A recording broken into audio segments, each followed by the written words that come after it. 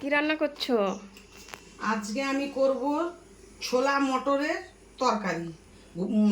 ছোলা আর পনির। সরি, ভুল বললাম, মটর বলে ফেলেছিলাম। ছোলা, কাবলি ছোলা। কাবলি ছোলা কাবলি আর ছোলা আর পনির দিয়ে পনির দিয়ে তরকারি। তরকারি। ছোলাগুলো কি সিদ্ধ করে রেখেছো আগে? ছোলাগুলো একদিন ভিজিয়ে রেখেছিলাম, হুম তারপর ওটাকে সিদ্ধ করেছি, হুম প্রেসারে সিদ্ধ করেছি ভালো মতন। হুম। সিদ্ধ করার পর এবারে আমি বানাবো। এই যে আচ্ছা, এই ছোলাগুলো সিদ্ধ করতে প্রেসারে কটা সিটি দিয়েছো? যেহেতু ছোলাগুলো মোটা মোটা মোটা তো, কাবলি ছোলা। কাবলি ছোলা তো এগুলো সিদ্ধ হতে একটু বেশিক্ষণ সময় লাগে। ছোট দানার ছোলা হলে সেটা অল্পতেই হয়ে যায়। হুম এইটাতে আমি 40টা সিটি দিয়েছি। হুম। তাহলে এটা ছোলা, এটা ছোলা, এটা ছোলা, এটা ছোলা, এটা পনির পনির। আর কি কি দিচ্ছ? দিচ্ছি বলতে গেলে এই যে তেলের মধ্যে তেজপাতাটা দেবো, হুম। আর পেঁয়াজ দেবো, পেঁয়াজ কুচি। পেঁয়াজ কুচি দেবো। হুম তারপরে তেলের মধ্যে আমি একটু হিং দেবো ফোড়ন। হুম তারপরে এই যে আদা বাটা, হুম। হলুদ গুঁড়ো, লঙ্কা গুঁড়ো, জিরে ধনে গুঁড়ো, আচ্ছা। এইগুলো এগুলো আমি দেবো মশলার মধ্যে। ঠিক দিয়ে আছে। আমি এটা রান্না করব। আর যখন আমি তেলের মধ্যে এই মশলাগুলো ভাজবো, তখন আমি গরম মশলাটা একটু যতটা পরিমাণে দেওয়ার দরকার দিয়ে ভিজে নেবো। কেন নামাবার সময় আমি গরম মশলাটা দেবো না। ঠিক আছে। রান্নাটা কি সাদা তেলে হবে? হ্যাঁ, রান্নাটা আমি সাদা তেলে করব। কেন যেহেতু পনির দিচ্ছি তো, ওই জন্য সর্ষের তেলে ভালো লাগবে না। তাই আমি সাদা তেলেই মানে পনিরটাকে ভাজা করব। পনিরটাকেও ভাজা করব আর এটাকেও করব, সাদা তেলেই করব। আচ্ছা। সাদা তেলে পুরো করলে রান্নাটাই সাদা তেলে হবে। পুরো রান্নাটাই সাদা তেলে হবে, ভালো টেস্ট হয়। সর্ষের তেলে হয় কিন্তু সাদা তেলে বেশি টেস্টটা লাগে। আমি তার আগে এই পনিরটাকে ভেজে নেবো একটু, যেহেতু পনিরটা কাঁচা। আমি আগে ভেজে নেবো পনিরটাকে।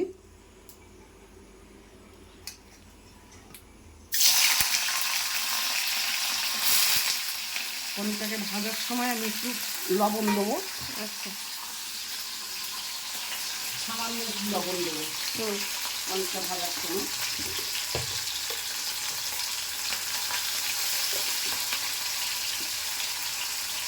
ও আর একটা কথা বলি, যখন মটরটা সিদ্ধ করছি আমি সেই পরিমাণ মতন আমি লবণ দিয়েই সিদ্ধটা করেছি। কেন নেক্সট বার আমি লবণটা দেবো না অতটা, সামান্য পরিমাণে আমি একটু লবণ দেবো। আর পনিরটাকে আমি বেশি ইয়ে করে ভাজবো না, অল্প একটু ভাজবো। আচ্ছা। তা নাহলে বেশি লাল করে ভাজবো না, তাহলে পনিরের টেস্টটা নষ্ট হয়ে যাবে।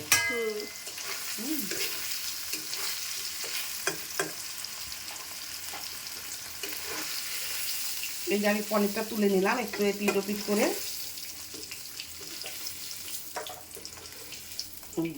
এবারে কড়াইতে আর একটু তেল দিয়ে দেবো। একটু তেল আছে, তাহলেও আমি আর একটু তেল দিচ্ছি।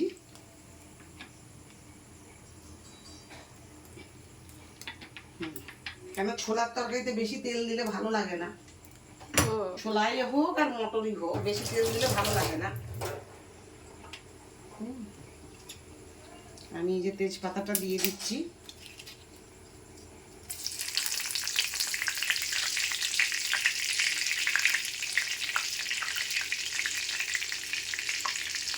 এবারে কি হিং দেবে? না, আগে পেঁয়াজটা দেবো। এই যে পেঁয়াজটা দিয়ে দিচ্ছি। পেঁয়াজটা এবার নাড়বো।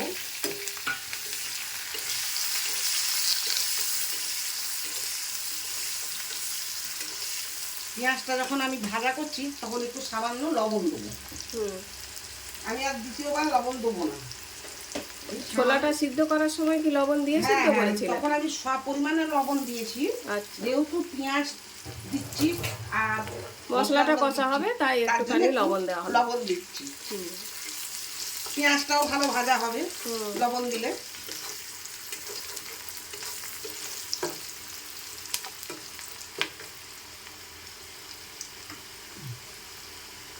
এবার আমি হিং দিয়ে দিচ্ছি।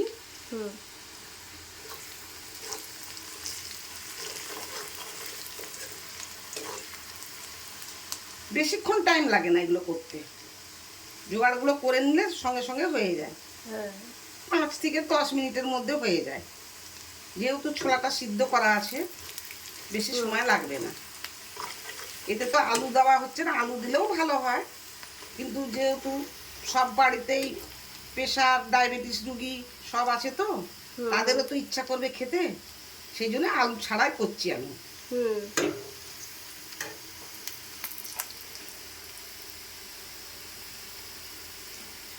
আচ্ছা, এবারে আমি এইগুলো আদাটা দিয়ে দিচ্ছি, আদা বাটাটা দিয়ে দিচ্ছি, কিন্তু আমি এই যে মশলাগুলো জলে গুলে দেবো।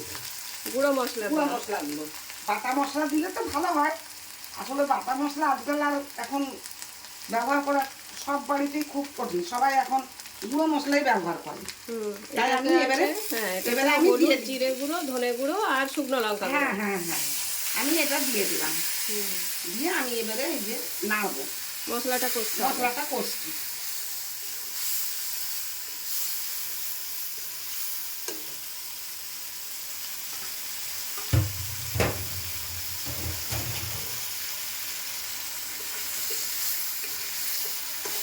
আচ্ছা, এই মশলাটা যখন কষছি, এই সময় আমি গরম মশলাটা দিয়ে দেবো।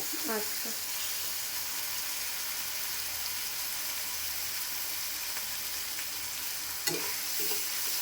কেন গরম মশলার একটা আলাদা ঝাঁঝ থাকে।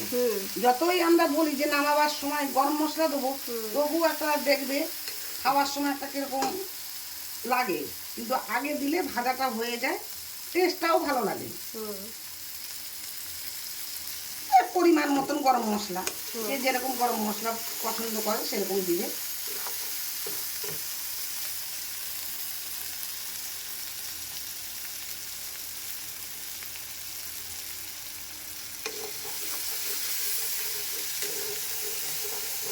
এতে টমেটো দিলে ভালো হয়, কিন্তু টমেটো তো নেই, তাই আমি একটু টমেটো সস দেবো।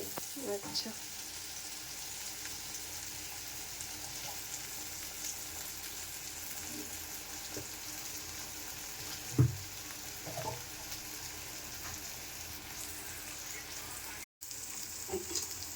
আমি একটু টমেটো সস দিয়ে দিচ্ছি এতে।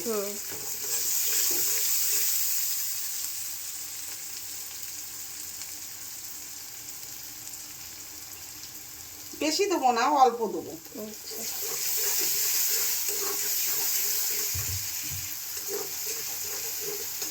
এবারে আমি ছোলাগুলো দিয়ে দিচ্ছি, সিদ্ধ করা ছোলাগুলো দিয়ে দিচ্ছি। সামান্য একটু জল দেবো, যেহেতু সিদ্ধ করা আগে থেকেই আছে, বেশি জল লাগবে না।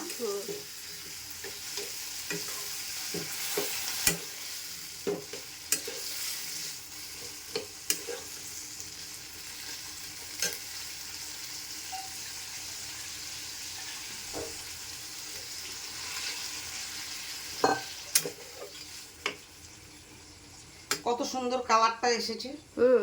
একটু সামান্য মিষ্টি দেবো। আচ্ছা, কেন ছোলা তো একটু মিষ্টি দিতে হবে।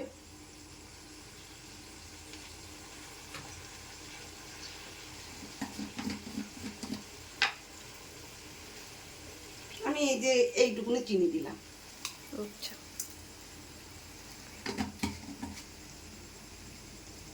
এরপরে কি পনিরগুলোও দিয়ে দিবে? পনিরগুলো ফুটে গেলে পনিরগুলো দিয়ে দেবো। পনিরগুলো দিয়ে আমি নামিয়ে দেবো, ফুটে গেলে নামিয়ে দেবো। বেশি টাইম লাগে না এগুলো করতে, ছোলাটা সিদ্ধ করাই কঠিন। ঠিক টাইম মতন ছোলাগুলো সিদ্ধ করতে হবে, দেখে লবণটাও ঠিক আন্দাজ মতন দিতে হবে।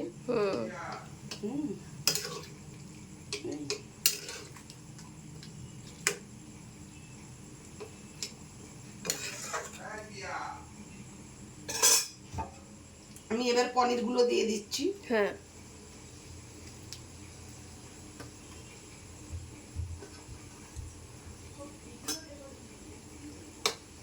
ততক্ষণ আমি এটা ফুটতে থাকুক, আমি ততক্ষণ এই বাসনগুলো একটু ধুয়ে নিই। আচ্ছা, আবার পরে আসছি। এই তো ঝোলটাও ফুটে গেছে। হ্যাঁ, ঝোলটাও ফুটে গেছে, কত সুন্দর হয়েছে ঝোলটা, কালারটা। এটা রুটি দিয়েও খাওয়া যেতে পারে, ভাত দিয়েও খাওয়া যেতে পারে। রুটি দিয়ে বেশি ভালো লাগবে। রুটি দিয়েও ভালো লাগবে, রুটি, পরোটা, লুচি সবেতেই ভালো লাগবে। আর ভাত দিয়ে খেতে গেলে একটু ছোলা তো রসুনটা দিই কেননা ভালো লাগবে না, রসুনটা ছোলার সঙ্গে ভালো লাগে না, ওটা মটরের সঙ্গে ভালো লাগে রসুন।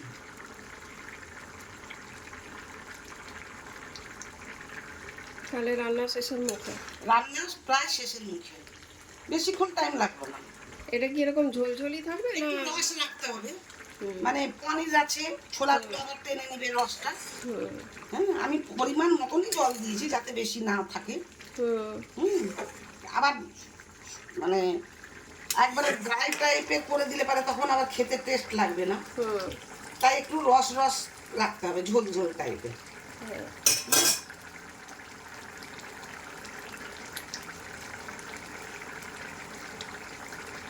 আপনারাও সবাই রান্নাটা বাড়িতে করবেন, দেখবেন কেমন খেতে হয়। নিশ্চয়ই ভালো লাগবে, আপনারাও ফোন করবেন।